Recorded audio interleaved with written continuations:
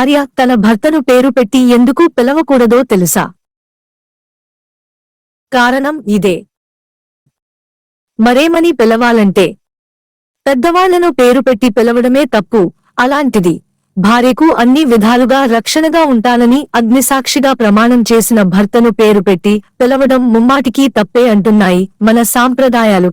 ఏకాంత సమయంలో భర్తను ఎలా పిలిచినా తప్పులేనప్పటికీ ఇంట్లో వాళ్ల ముందు, పిల్లల ముందు, బయటి వాళ్ల ముందు మాత్రం పేరు పెట్టి పిలవకూడదట.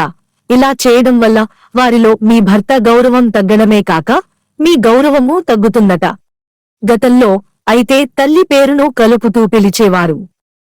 ఉదాహరణకు గౌతమీ పుత్ర, జిజియా పుత్ర అని పిలిచేవారు. ఇప్పుడు తల్లి పేరుతో కలిపి పిలవడం ఆచరణ అసాధ్యం కాబట్టి ఎవండి అనే అనురాగ మాధుర్యంతో, బావగారు అనే ఆత్మీయతతో పిలిస్తే మంచిదట. ముందుగా ఓసారి భార్య భర్త కూర్చొని చర్చించిన తర్వాతే అలా పిలుచుకోవడం స్టార్ట్ చేయండి. అత్తామామలు తమ కొడుకును పేరు పెట్టి పిలవడం ఇష్టపడరు కాబట్టి వారిని కూడా కన్విన్స్ చేశాకే భర్తలను పేరు పెట్టి పిలవండి.